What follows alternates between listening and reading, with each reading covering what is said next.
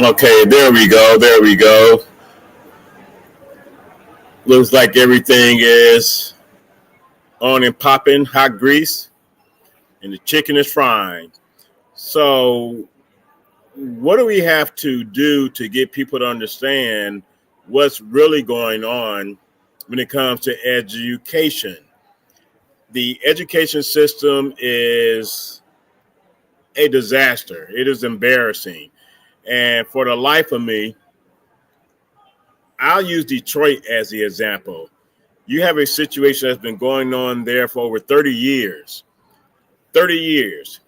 You have a situation where the deafening silence continues to be the preeminent situation. And even now, we are less than 2 months away from the 2024 2025 MSTUP scores coming out. That's going to be very interesting because it's nothing new. A report just came out recently, talking about how Detroit, when it comes to educational standard, is ranked number 180 out of 182.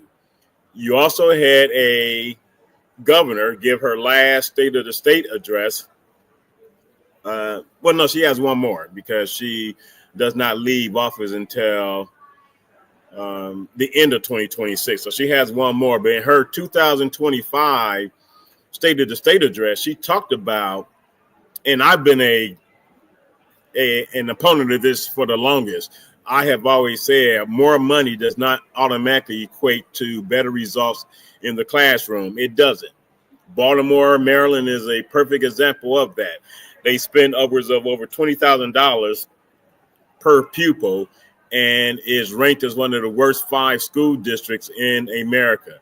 When the National Assessment of Educational Progress, NAEP, scores were released, and that's the national report card, so they say, of the top 7 districts, urban districts in America, Detroit was at the bottom of the totem pole.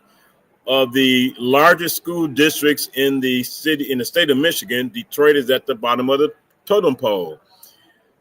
Across America, in 2017, California, K through 12, black boys, 75% of them were not reading at grade level. So this educational miseducation is nothing new. The thing is, what is it that we are going to do about it? And when are we going to get serious about doing something about it? Again, I'm coming to you from Orlando, Florida at the National Charter School Conference 2025. Attended 2 very, very interesting breakout sessions today. One talked about the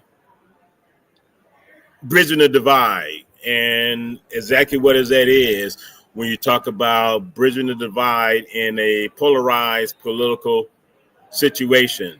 The other session I went to, not just better, but drastically better. What are the principles as a key lever for improving student outcomes? That conversation could have went on. And there's another conversation earlier today where it was, and there's another one tomorrow. I will be attending the one tomorrow. I was not here in time today to attend the session for the Black Greek letter organizations. Again, they refer to them as the Divine Nine. I do not, because divine does not mean the same thing to me as it does those members of the Black Greek letter organizations. So I just will say Black Greek letter organizations, and there's another breakout session tomorrow morning. But I heard it got kind of heated in there. And again, I wasn't there. I didn't get here until a little bit after 10:30, at least arriving on site for the conference. But I understand that some of the black men took exception to the perception that they were being viewed as. So I'll be there tomorrow. I have no problem expressing my opinions on the state of education for black men and black boys in America. So looking forward to it. Mr. 1213, thanks for watching. On Purpose, appreciate you. Karen Whiston, thank you for your viewership. And On Purpose said technology has eclipsed traditional education protocols. Students refuse to sit in a crowded heat or cold classroom looking at a no motivational teacher when they can get anything online. Interesting perspective On Purpose, because yes, they can get anything online, but what they are getting online, do they even understand themselves? Most people, even those that use Chat GPT, they're using it and not doing what's necessary to make the appropriate edits to legitimize turning in a paper. And that's where a lot of people are getting caught up when it comes to plagiarism. So it is sad. I mean, and also On Purpose, one of the things that the second session I attended today was a focus on the responsibility of principals, being the leaders of the school, in the role that they play in not just motivating their teachers, but making sure they have the right teachers in the right places to be able to teach the students. What's interesting about that is the principal, and it broke it down. They spend 18 billion, not million, 18 billion. So this is what's going to be interesting. The chart showed over a period of well over 70 years. And at present, the school systems are spending $18 billion, BILLION, $18 billion on professional development. That professional development is not resulting in better performance in the classroom. So what exactly is this money being spent on? Because for some reason, these teachers are not getting it. And thanks for joining us, Vanessa Moss from Detroit in Black and White, the Wednesday, Friday, and Saturday edition. Appreciate your viewership. And for those that are watching, need for you to like and share this with your friends, because next month, the month of July, which starts tomorrow, so July 7, 14, 21, and 28, my shows will focus on city council candidates as well as mayoral candidates. And in addition to that, 100 Black Men of Greater Detroit, in addition to collaboration with Umoja Debate League as well as New Leaders Detroit, will be hosting a candidate forum for city council members and mayoral candidates on Saturday, July the 19th, over at Wayne County Community College Northwest Campus in Detroit. And yours truly will host the event, and one of the moderators for the event will be attorney Vanessa Moss, along with Jawan Howard, who is the founder of the Umoja Debate Team, which is now called the Umoja Debate League, and Tamesa Bailey, who's an adjunct professor of law at Wayne State University, will be the other moderator. So I'm looking forward to that event, because these are three people that I know, I have faith that they will be fair and balanced. And the one thing that we will be doing at that candidates forum, we will not be censoring the questions that are asked by the audience, but we will be respectful of the candidates that are taking time out of their busy schedule to participate in this event. And there will be no attacks. There will be no pointing fingers. At the end of the day, you ask your question, they will ask it for you. They will engage the audience as well as the candidates. And we will also have a segment in both the mayoral candidate forum and the city council candidate forum, where Umoja scholars, young adults, high school students, maybe some even from the middle school ranks, will also be asking questions of the candidates. We can't keep talking about who the future is and not allowing the future to participate in the electoral process as it relates to them getting a firm understanding of what to expect in the future. Civics, American history, government is not being taught the same way as it was taught when I was in school. So we will be including them in the process. Appreciate you watching, Sam. Appreciate you watching G Money Hollywood. And let me see, G Money Hollywood. Most principals today want to carry themselves as a hands-off president and only take on the position for notoriety and the salary it commands. It's awful on the profession that they exude. And I don't think all principals are like that. You do have some that whose names and or the reputation of the school has a lot to do with them getting a pass. Good evening, Earl. Excuse me, early exodus. Good evening. So a lot of them do take advantage of the reputation of the school that they are at. And is that fair? No, because I can tell you, based on some of the work I've done at CAS since October of last year, CAS today is not the CAS of yesteryear. And let's be real about that. Yeah, I got you, G Money. I corrected it, as I read it. So I got you. Yeah, I knew you meant professionalism. So we have to understand, like even now, I'm working with students K through 8, mostly 3 through 8, and it's people. It's bad out here, very bad. I have been saying for a couple of months now, trying to encourage people to get involved. Get involved with these schools in your neighborhood. Please get involved with these schools in your neighborhood. These kids, black girls and black boys, need individuals in the classroom that they can see themselves being in the future. And they have to see themselves as those that come participate and understand that there's a role that we all have to play. They see the teachers every day. They see their moms, their dads, or whomever their guardians are every day. They have to be able to see people that they want to be like in the future.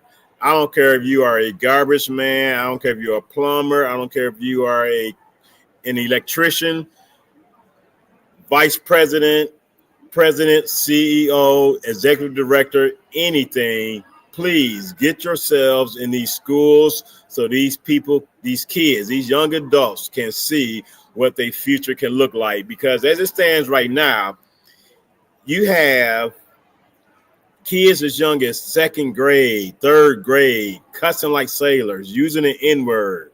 And I told them point blank last Wednesday that we take time out of our busy schedules to do what we do in dealing with the summer program in the city of Detroit in conjunction with the Detroit public school system. We can be doing something else.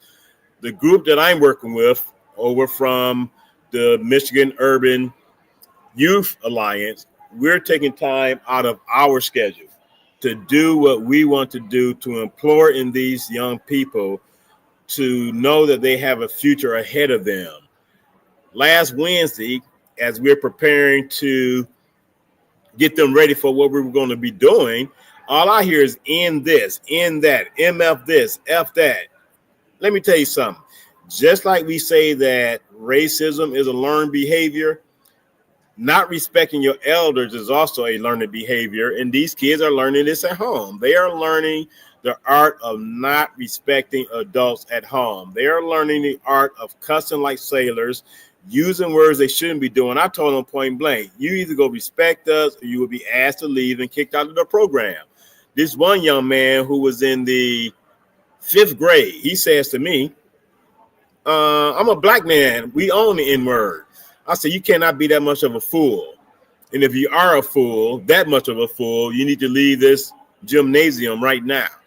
Because you might be able to talk like that around your boys. You might be able to talk like that at home. You maybe have learned that at home. But you're going to respect me and the other 7 adults that were in the room at that time, giving up ourselves and our time to make you and every young person in that room a better person.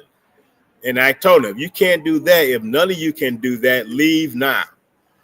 And I don't need you to say the word or even cuss and then apologize. If you don't do any of that to begin with, you have no need to apologize for the spewing of ignorant words and or sayings.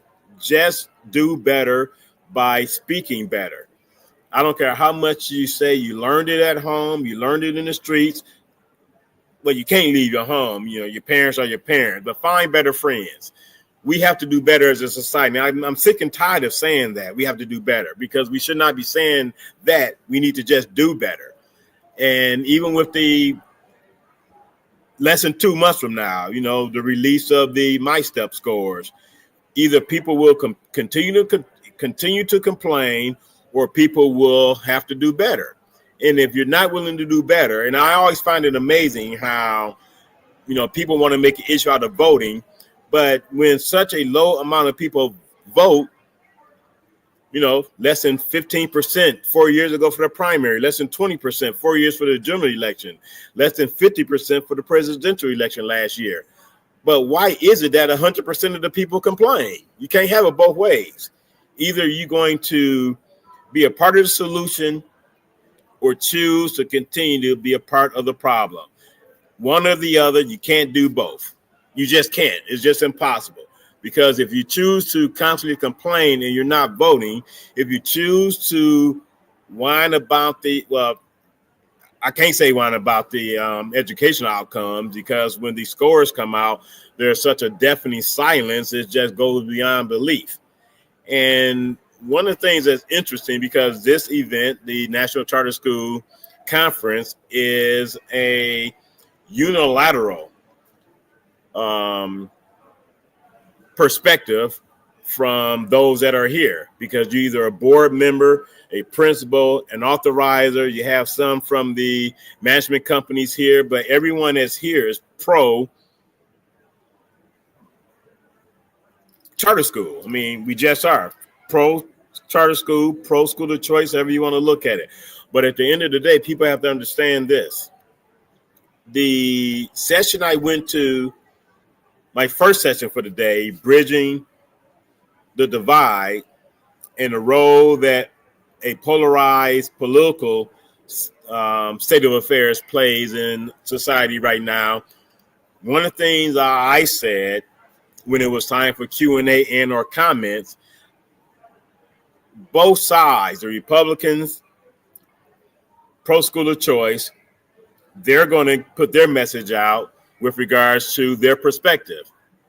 Then you have the Democratic Party that talks about money being taken away from the public school system, the traditional school districts, people.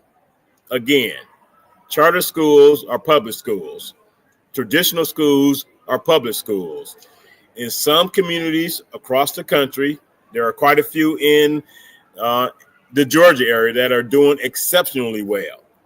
There are quite a few all across the country doing exceptionally well. But we must also take into consideration there are quite a few traditional schools doing exceptionally well. Oh, there's traditional district schools doing terrible, and there are numerous charter schools all across the country that are an embarrassment and no more of a success than the traditional schools that parents took their students out of. But it's a matter of how it is messaged. Messaging comes from both sides of the aisle, and it needs to come from both sides of the aisle. People they're going to speak to their constituents. Republicans are going to speak to their constituents on the right. Democrats are going to speak to their constituents on the left, and they're going to give alternative perspective with regards to how school choice is viewed and how traditional schools are viewed. And one of the panelists today made a very interesting point. One of the things that those on the right and or those that are pro school of choice, pro charter schools, we have to be very careful of is not rubbing it in the traditional school's face when there's proof that a certain charter school is doing much better than the school in the traditional district. Because again, there's good and bad on both sides. It is how the message is being sent out, number one, and it's also how the message is being received. The listener have to understand they must hear what is being said in order to appreciate it. You just can't listen. The art of listening is also hearing what's being said. So you have to open up your mind, open up your ears, and have an open mind. Everyone does not like charter schools. Everyone does not like the precept of school of choice. But again, I live in the state of Michigan, and I know what my governor said. No matter how I feel about her, she's the governor of my state. She stated unequivocally that we can't keep spending money and getting no return on the investment of the money being spent under this notion you spend more money, they do better in the classroom. That is not true. In no shape, form, or fashion is that true. You can believe it if you want. You can complain and whine about more money. Results are the result. And $18 billion is being spent annually right now. Performance development is a process that teachers go through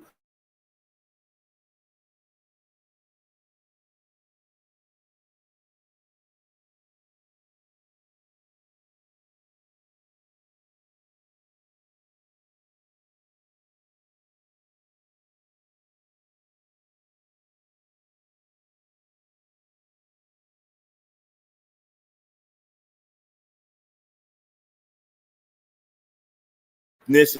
No matter what the culture is, we have to get better as a society. These scores are just too embarrassing to keep talking about it year after year after year after year. I mean, Groundhog Day was a movie, but we're actually living it year after year after year when these test scores come out.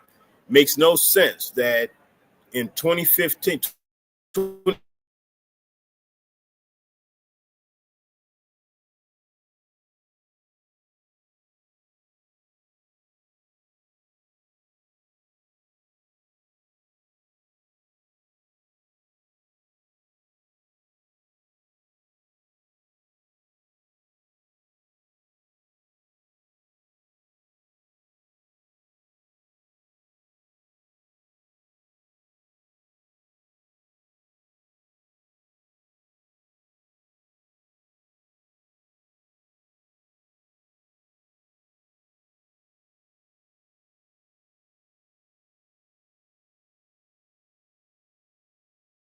quit with the complaining and do something about it. Please, people, do something about it.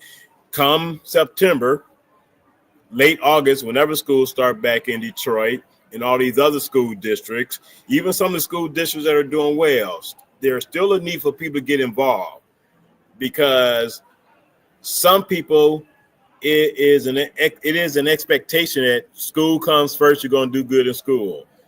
But people have to understand it goes beyond that.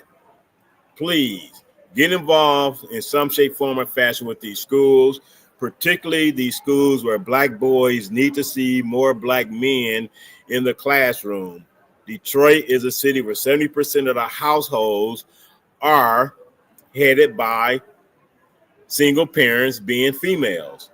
These Black boys need to see, Black boys, Black young men need to see more Black men that are doing some positive things in the community. They don't have to all be lawyers, doctors, managers, directors, executive directors, just people doing something productive in society that can inspire these kids.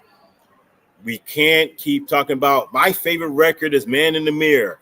I just love the lyrics from George Benson's Greatest Love of All. Well, you can't love them if you're not living out what those lyrics exemplify. He specifically says, yes, y'all may know Greatest Love of All as the Whitney Houston cut, but no, George Benson did it first. And he specifically states, while I believe the children are our future, teach them well and let them lead the way. Show them all the passion they possess. We have to do better.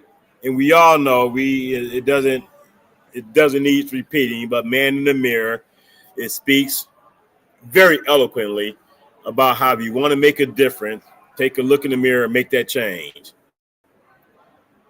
Michael Jackson, I'm starting with the Man in the Mirror. We all must start somewhere. If we're going to have these kids become our future. They are the present right now.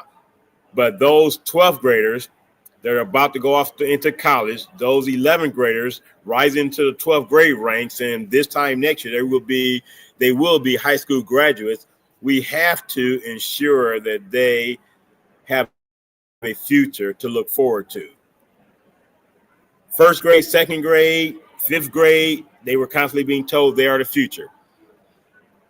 Now that they are rising to the ranks of becoming a 12th grader, this time next year, there will be high school graduates. We have to make sure that they have something to look forward to. Same goes for the 10th graders rising to the 11th grade, 8th graders rising to the 9th grade, 9th graders rising to the 10th grade. We just can't keep having these moving on ceremonies and people not knowing what they're going to do. I mean, interestingly enough, last week I spoke to a young lady. She graduated, well, she moving on from the 8th grade. In less than 2 months, high school starts for this young lady. This young lady has no idea where she's going to high school when high school starts for her in less than 2 months. I was like, well, what about your parent? Hope you all are sitting down, because this was her response to me. It's not something we thought about. I'm like, what the fuck? How the hell is that something you not thought about when you are a 8th grader that has just finished K through 8, about to start 9th grade, and you have no idea where you're going to go to high school yet? I was just blown away. G Money, thanks for that. Greatest love of all. To Wake Up Everybody. Yeah, you're right. Wake Up Everybody by Harold Melvin and the Blue Notes, featuring Teddy Pendergrass. As a matter of fact, Teddy Pendergrass, I think that was the one record that catapulted him into becoming the leader of the group, and that controversy between him and Harold Melvin started because, he took over the group. And, wake up very much, because people, it's interesting, G Money, you bring that up, because people always want to talk this woke crap. And I say all the time that our people are some of the most sleepy, hibernating human beings that would make good bears as there are in society, because we are not, collectively, we are not a woke society. People want to say that. People think they are, but no, we are not woke. In no way, shape, form, or fashion are we woke. On purpose. You probably know selecting a high school is a waste. Well, maybe not, because most of the kids that are in summer school, because there's two components of the summer school session for these kids. We assist after they finish their summer school classes that they're taking. So a lot of these kids are in summer school for a reason. So her not knowing or feeling that selecting a high school is a waste, she has not done some of the things that she should have done so that she should not even be in high school. So we have to look at the glass that is half full as being fully full and speaking truth to power. It makes no sense, with all due respect, On Purpose, it makes no sense that this young lady has no clue as to where she will be going come August 26th. I think that's the date they start school back, August 26th or 25th. Makes no sense whatsoever. A person, when they finish 8th grade, should know where they are going to be going to high school come the fall of that year. So it's going to be interesting. We will see how this plays out for the young lady. I wish the best for her. And even in speaking to her, she's an intelligent young lady. I have no idea why she's in summer school, and I don't want to assume. But I do want to say that she is one of many stories out there in Detroit right now who may not know where they're going to school this fall. And that's a sad testament on so many, because even at the 8th grade level, K through 8 level, they have counselors that help to steer them towards the next phase of their life, which is high school. So something is not clicking or has not clicked with this young lady. And myself and the females that are part of my group, my cohort, work with these students. I will, I share with them my conversation with the young lady, and I want them to be more involved to steer her in the right direction. We don't get involved with the parents, but we will pour into these students as much as we can so that they have something to look forward to. Thank you, On Purpose. Yeah, I mean, it is a commitment to the youth. And, what it is, it started with the literacy piece. It started with reading an article about a 12th grader reading at a first grade level. That just blew me away. I just couldn't believe that. And from there, 3 months later, in June of 2017, I learned about a report that came out of the state of California where 75% of Black boys out there in a state where Black people only make up 6% of the population, 75% of K through 12 Black boys were not reading at grade level. I have this debate with numerous people in the educational field. I don't see kindergarten as a grade, but if you're not reading at your grade level as a kindergarten, that means that a lot of parents screwed up along the lines between the time of a person coming out of the womb until that they were 5 years old. So you're right, Karen. How does it happen? That's the $1 million question. That's why I get so frustrated and passionate when I talk about this, because how does it happen? How in the hell did a person make it from 1st through 12th grade and about to graduate and is reading at a first grade level? You constantly passing these kids along is not doing them no favors. The credit recovery system they have in place is not doing these kids any favors. Yes, I will agree on purpose. It's all by design. I say it time and time again. You keep them dumb, you can control them. It don't matter if it's fraternities, sororities, the church, the K through 12 school system, political parties. You keep them dumb. That's the best way to control it. Even the churches, the mega churches, the big churches. You only share information with people based on what you want them to know. And if you're not sharing the information that they need that will help them prosper as human beings, then you have the greatest power to control them. And that's exactly what is happening right now. It's not fair, but even worse, Karen, G Money, On Purpose, Vanessa, Early Exodus, On Purpose. Even worse, it's the very fact that there's so much silence with regards to this situation. Again, 2 weeks ago, a list of 182 cities came out based on educational standard in these cities all across America. Detroit was 180 out of 182. Where's the outrage in that, people? Where's the outrage? Where are people at marching down on the school board, the superintendent, and saying enough is enough, improve these scores or your ass is out of here? Where is that at? Where was it at last August of 2024, when the scores for the MyStep came out, and it was learned that third graders who were in 4th grade, now they're in 5th grade, going to 5th grade, only 5% of 4th graders, technically, because they were starting 4th grade. They had started 4th grade already, actually. Only 5% of 4th graders in the city of Detroit, DPS, were proficient in reading. 5%. Here's the kicker. Only 10% of 9th graders were proficient in reading. Those 9th graders are now rising 10th graders.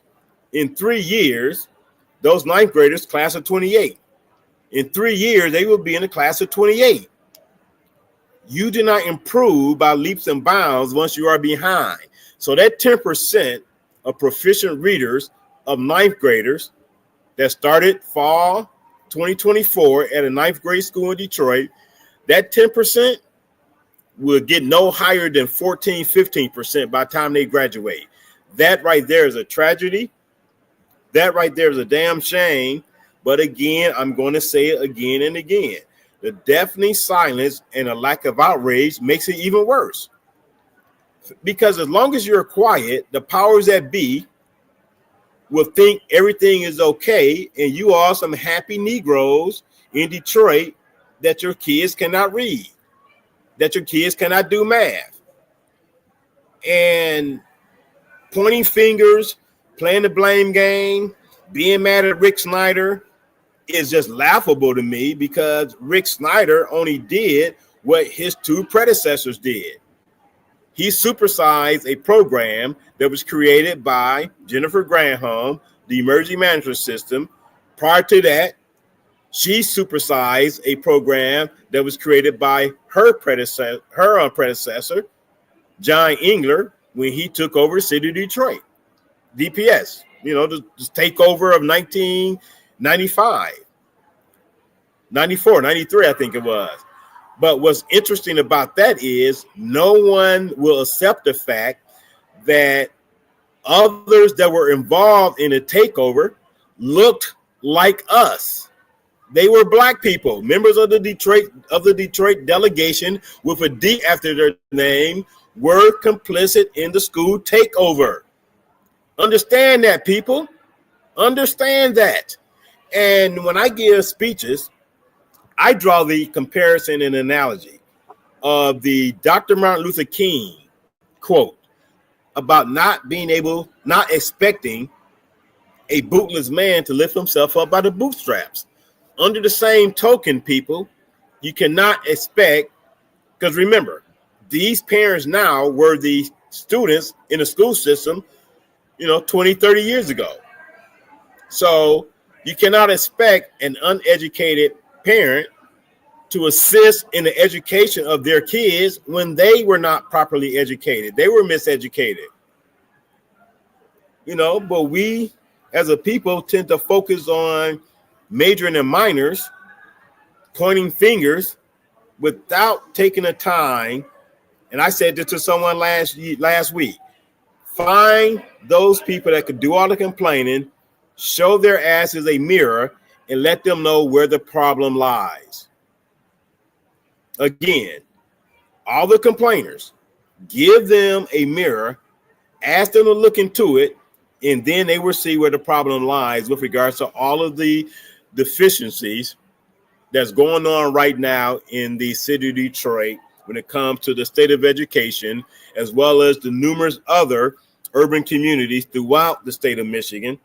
Because you compare any urban community, Benton Harbor, Muskegon Heights, Flint, Saginaw, River Rouge, Ecorse, Detroit, Highland Park, to all of their suburban counterparts, and it would be an abysmal failure of embarrassment. I helped start a new chapter of Kappa Alpha Psi, my fraternity in Macomb County. Part of the petition that I wrote, I included all 23 cities. In including all 23 cities, I also included the literacy rates of the black students in those districts. People, it was embarrassingly abysmal. So we keep focusing on the Lions going to the Super Bowl. We keep focusing on how well the Pistons are doing now. We keep focusing on going down to Tiger Stadium, going over Little Caesars Arena, going to Ford Field. But when are you all going to start focusing on taking your asses to these schools and talk to these teachers about your kids so that you, as a parent, know what type of assistance you will need to ensure that they have a productive future?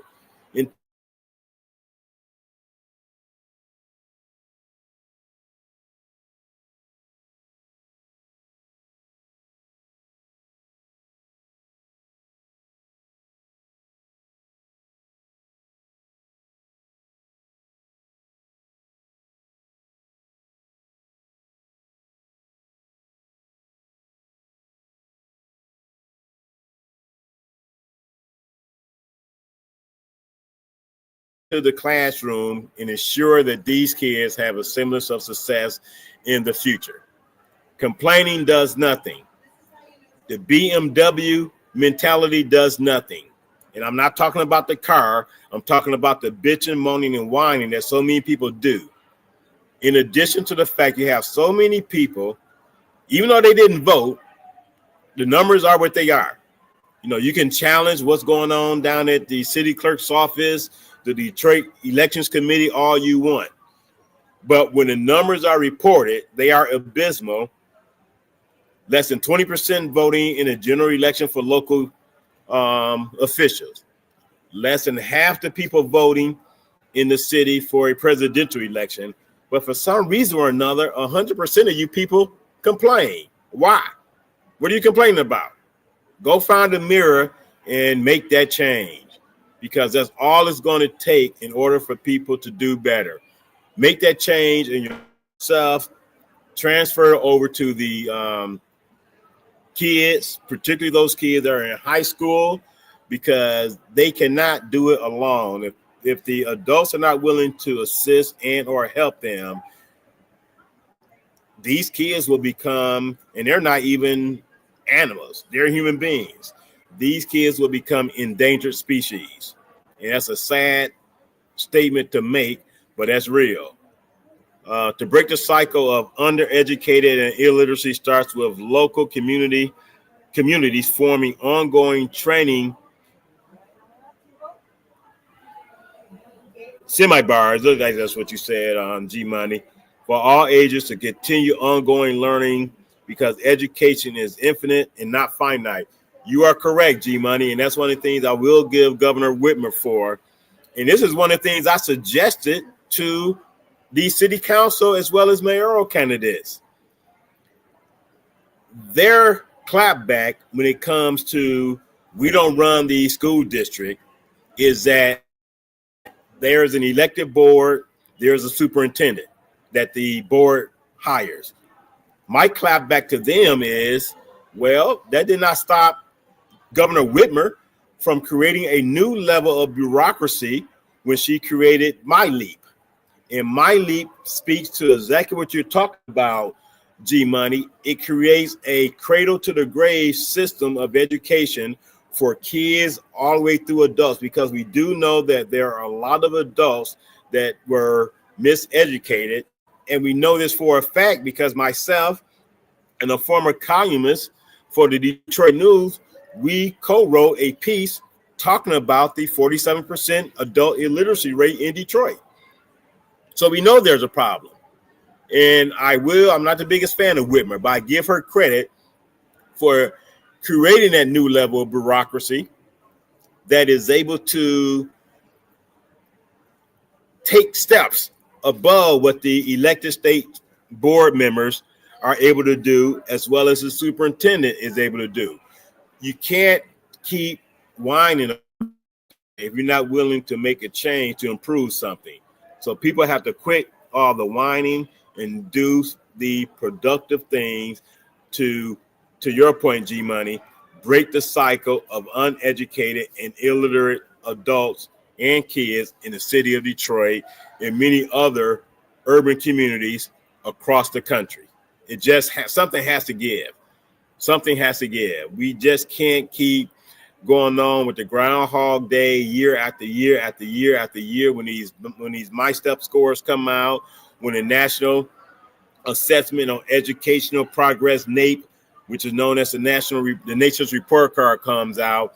We have to be proactive, because we're good at being reactive. We can be reactive all day, every day.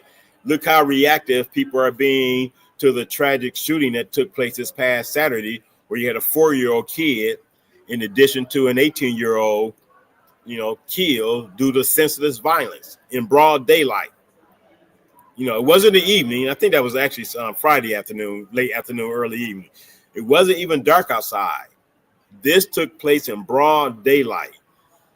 So in addition to the educational piece, it's also incumbent upon society to teach these norms. And I say norms because critical thinking is a norm. That is another piece of the equation that has to be handled. Critical thinking, I won't say it's a lost art, because it's not an art that many possess. And until more people possess the art of critical thinking, something just won't change. We can't keep expecting others. God is not coming back on this planet.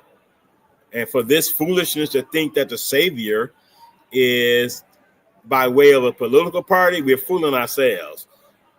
No matter what your political leanings are, at the end of the day, people follow the left or the right based on lacking the critical thinking skills to make their own decisions.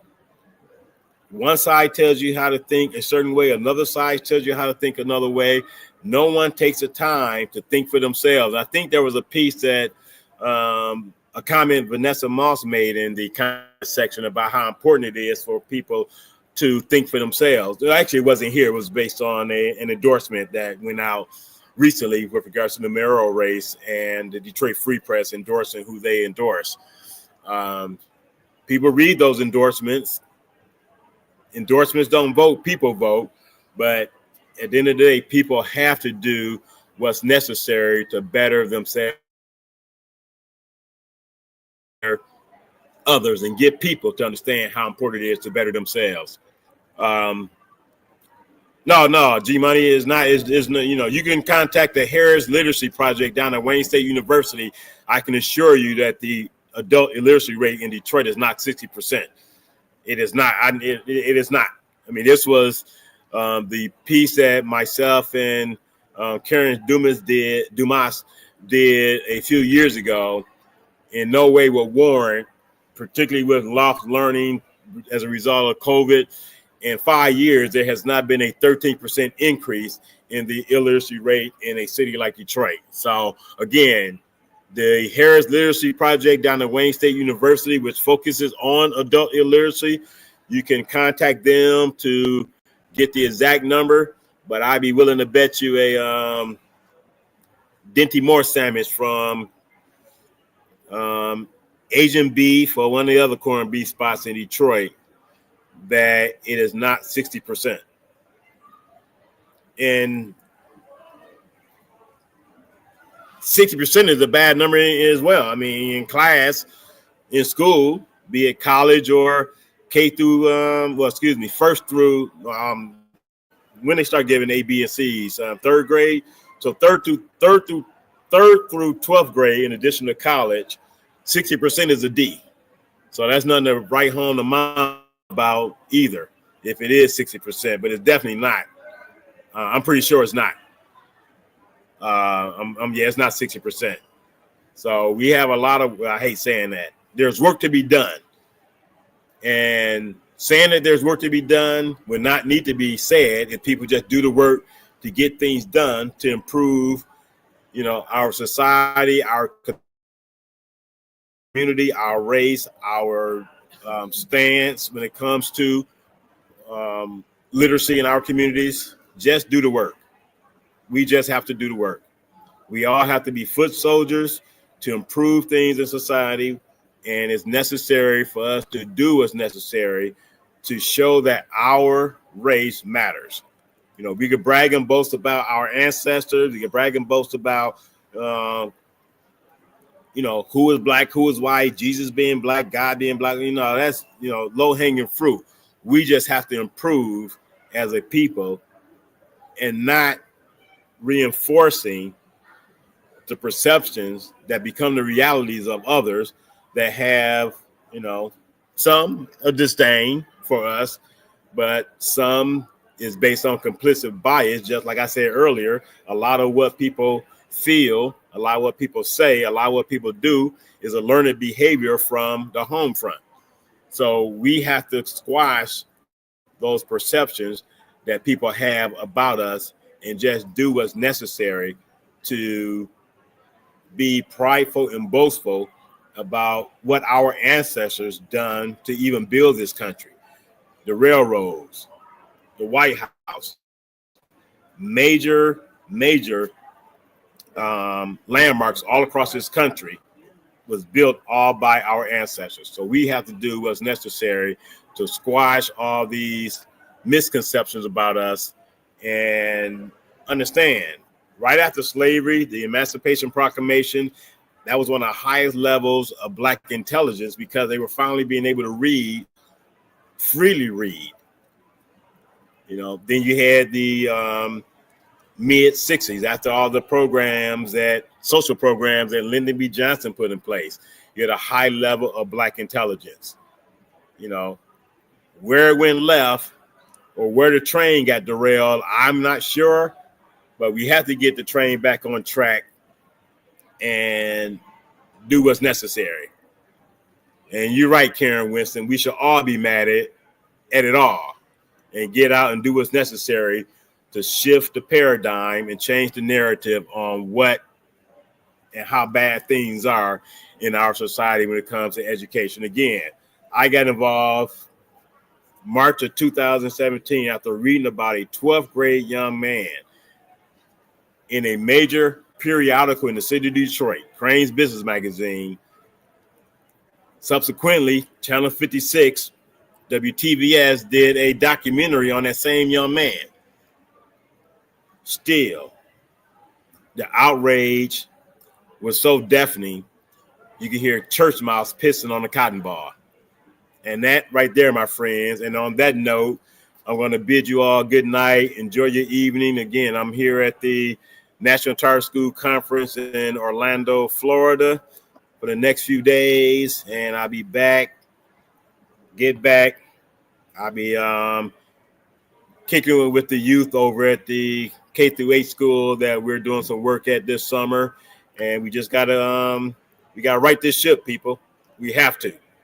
No politician's going to do it.